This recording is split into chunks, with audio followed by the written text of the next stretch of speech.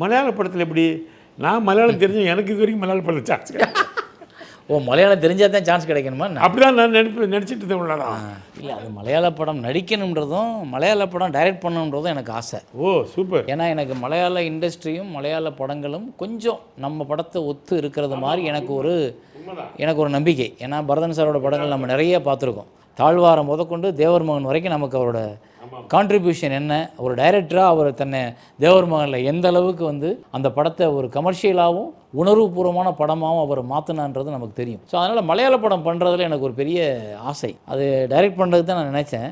ஆனால் கரெக்டாக இவ்வளோ நாள் வராத வாய்ப்பு நடிக்கிறதுக்கு இப்போ கூப்பிட்டாங்க. சேரனா இல்லை வேறு யாருமான்னு கேட்டேன். இல்லைங்க நீங்கள் தான் சார். என்ன சார் இப்படி கேட்குறீங்க? நாங்கள் யார் டைரக்டர் அப்படின்னா அனுராஜ் மனோகர் அப்படின்னாங்க. இஸ்க்கு படம் பண்ணார் இந்த டைரக்டரா அப்படின்னு கேட்டேன். ஆமாம் சார். நாங்கள் எனக்கு ரொம்ப பிடிக்கும் இஸ்க்கு ஒரு ரொம்ப அருமையான ஒரு ஆர்ட் ஃபார்ம் உள்ள படம். அதாவது அதோட உருவாக்கம் நேர்த்தியாக இருக்கும்.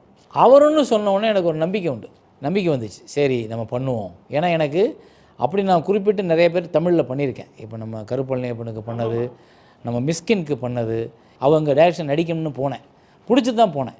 ஸோ அப்போ அது மாதிரி இது ஒரு படம்.